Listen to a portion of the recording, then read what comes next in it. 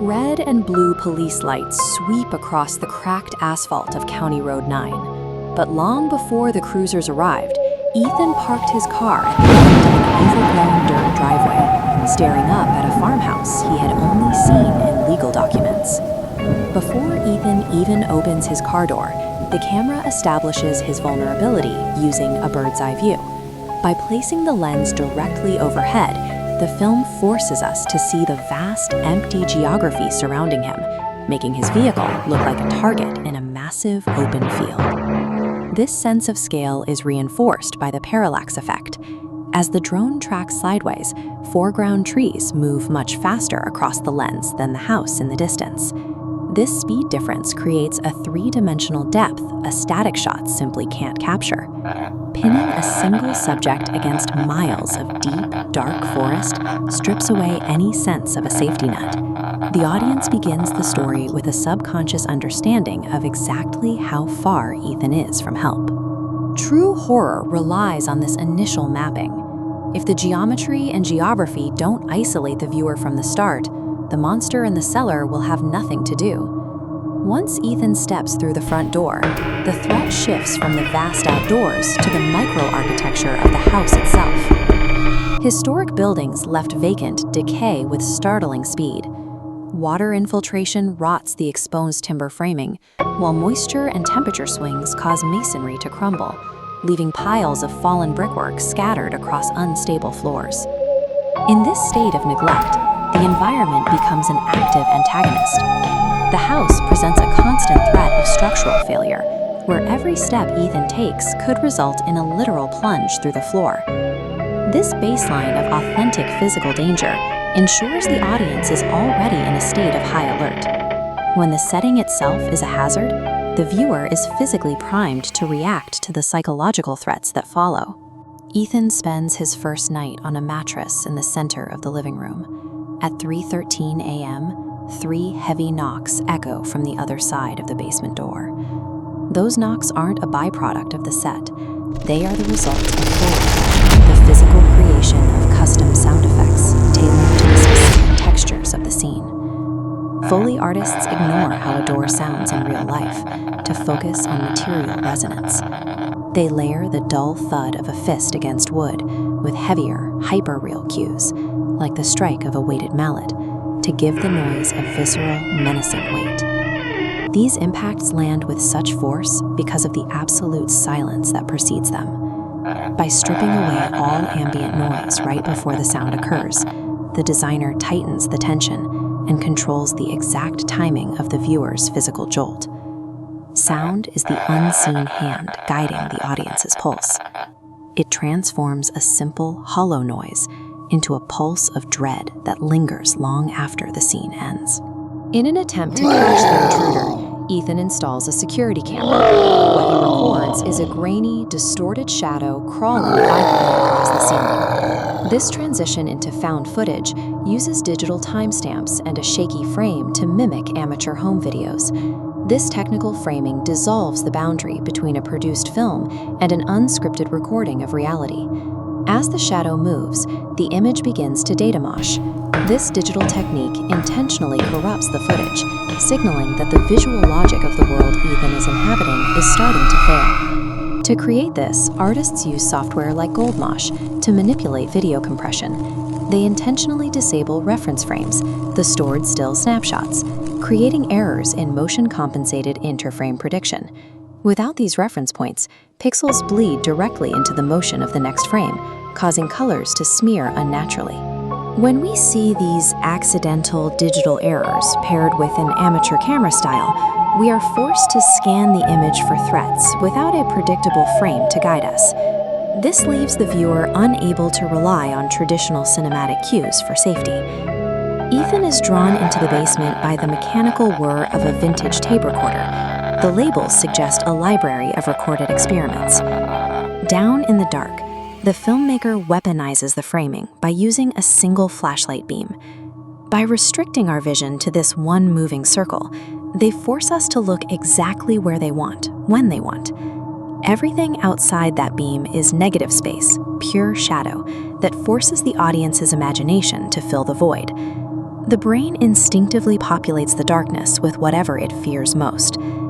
Framing what we cannot see is often more effective than a direct reveal. Dread is sustained by the anxiety of what lurks just beyond the edge of the light. Ethan reaches a heavy iron door at the back of the cellar. It swings open to reveal a pale hand dropping a photograph on the floor, a picture of Ethan taken 30 years before he was born. This reveal is accompanied by a sensory assault, a low-frequency ambient drone layered with the visceral, high-pitched foley of metallic scraping. The impossible evidence in the photo converges with the auditory pressure, fully trapping the viewer in Ethan's subjective terror. A modern cinematic scare is a meticulously engineered trap.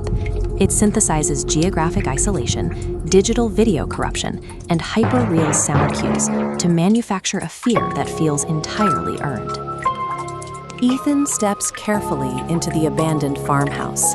He finds an impossible photograph lying in the dust, and as he reaches the basement, a heavy iron door groans open to reveal a staircase leading down into total darkness.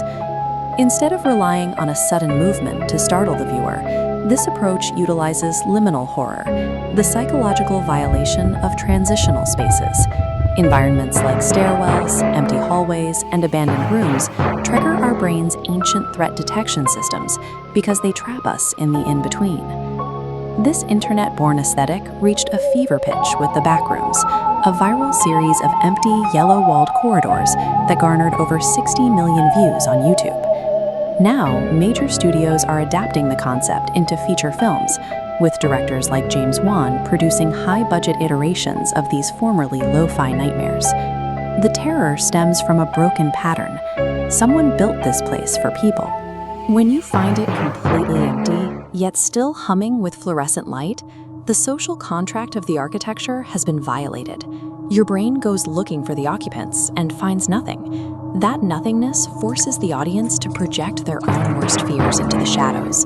Without a visible monster to focus on, the imagination fills the void with something far more personal and persistent. Ethan's flashlight beam finally cuts through the basement darkness. It illuminates a smiling, impossibly long-armed creature standing completely still in an endless pitch-black void.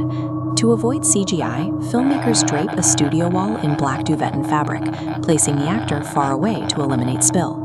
An overhead skirted lantern funnels light down, while a rear rim light carves the subject out from the unlit background.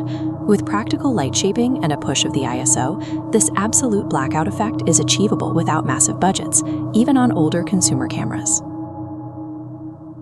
Stripping away the walls, floor, and ceiling creates a state of deep visual claustrophobia. The audience has no environmental context, leaving them trapped in the darkness with the subject. The creature steps closer. It speaks to Ethan in the voice of his late grandfather, but its smiling mouth never moves. This disconnect relies on subjective sound, an audio design technique that abandons physical realism to play exclusively what the character is hearing inside their own head. To pull this off, Foley artists use highly unconventional materials. By walking with rubber gloves pulled over their shoes and stepping on yoga mats, they create muffled, barely perceptible footsteps that feel soft and unnatural. They tie old telephone bells to ropes and swing them in slow circles. The resulting metallic hum creates the audio equivalent of demented wind chimes, mimicking the physiological ringing in the ears during a moment of intense panic. Forcing the viewer to strain for these barely audible sounds makes them doubt their own senses, ensuring the audience's physical reaction mirrors the protagonist's terror. Ethan runs in sheer panic, hundreds of glowing eyes open in the blackness. The stairs vanish entirely behind him, and he sprints down narrow hallways that impossibly loop right back to where he started. During these surreal chase sequences, sound designers act as composers. They build tension using metaphorical audio design that prioritizes scene shape over literal recordings. Watch this process. A designer takes a harsh recording, like a scraping metal knife, and strips away the noise to isolate a pure tonal frequency. They feed this tone through crystallizer plugins and heavy reverb, mutating it into a deep, otherworldly groan for the looping house. These abstract auditory clues provide a sense of dread that defies physical reality. The sound doesn't just accompany the visuals, it confirms the environment Ethan is in is no longer bound by the laws of physics. Ethan finally secures the key, but the realization hits him. There is no exit. The trap is sprung. He must become the house's new guardian, forced into a physical confrontation with the creature. To make this climax land, indie productions use physical prosthetics over computer graphics. Placing a tangible object in the room ensures the actor's reaction to the threat is immediate and genuine. Directors like John Carpenter proved decades ago that physical monstrosities hold up over time. They remain effective because they occupy physical space, casting real shadows and reacting to the same lighting as the actors. By utilizing DIY prosthetics and basic silicone molds, filmmakers can construct creatures with a sense of anatomical wrongness that would be difficult to replicate on a micro-budget using digital tools. When flesh, latex, and fake blood catch the light, it triggers a biological disgust response. This physical weight grounds the horror, making the threat feel like it exists in the real world rather than inside a screen. Ethan slams the iron door shut, sealing himself away. Days later, police sweep the empty house, finding nothing but dust and an abandoned tape recorder. To deliver the final scare, the sound mix utilizes an accent sound, a sharp, piercing, highly pronounced noise designed to shatter the ambient tension built up over the sequence. From total pitch blackness, the heavy iron door violently creaks open one last time. From the void, Ethan's voice begs to be let out.